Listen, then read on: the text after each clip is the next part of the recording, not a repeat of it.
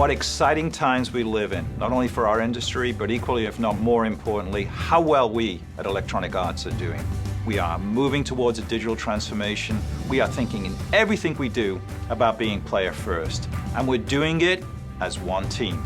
Like any great global company, Electronic Arts operates in different cultures. Our roots are in diversity and inclusion. Our talent is our secret weapon. And this is the moment that we're going to start thinking about that talent in a very unique and distinctive and, quite frankly, disruptive way. And that's called managing for results.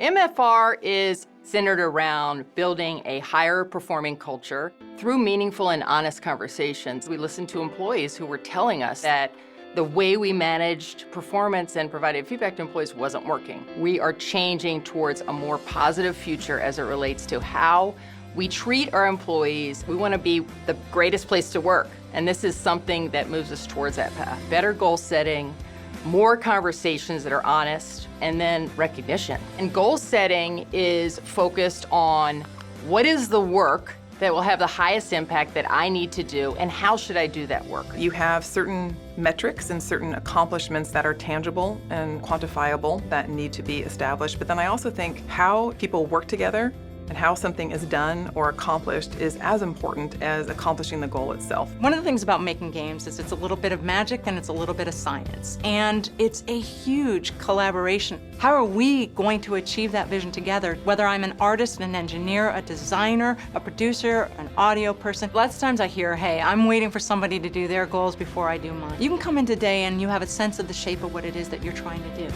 Put it down. Open up the dialogue that you're going to have with your team and the leadership about how do I fit into this equation? Lots of times you'll find that you can be the accelerator in the entire process. One thing that's really important to know about goals is they aren't static. Nothing at EA stays absolutely certain on any given day. We need to be ultimately flexible and ready to adapt, reset our goals, and make sure that you're aligned with what it is that the team is trying to get to. We have trained people, not just at EA, but at every company, to provide some kind of score to a person. We're moving away from ratings, so that means one-sided annual performance review that I think has been less of a conversation and more information to the employee. Managing for results is about culture through conversation and continuous conversation and dialogue between you and your manager that goes both ways. It happens on a quarterly basis. It is really driven by the individual rather than top-down management. Feedback is just this great gift that comes, and it's best if it can come regularly. What's making us most effective? How are we getting better and better at this? That's the core of coaching and feedback. I saw this, I observed that. Hey, you know what just happened? That meeting we just got out of, or let's talk about how that interaction didn't go as well as we wanted to. That's real-time feedback, and I think it's incredibly powerful because all of the variables are still present.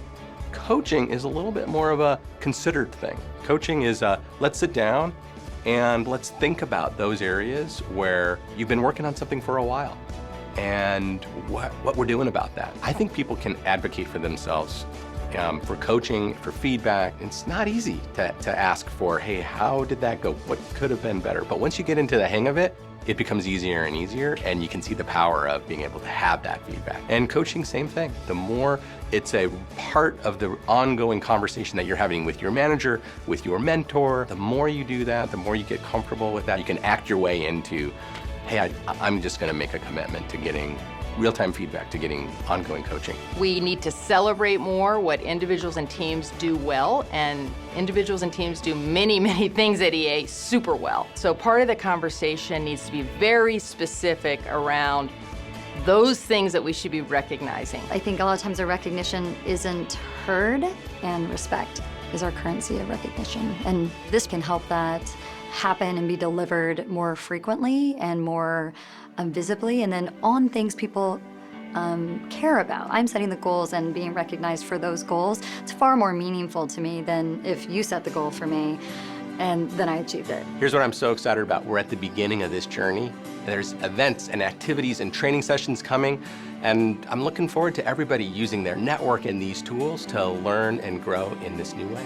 People within the company can take initiative, they can tap into their creativity, and they can help be a trend with this rapidly moving marketplace that we are part of. I would say we are going to be in our infancy on making this change in the company, and it will be a significant cultural shift over time.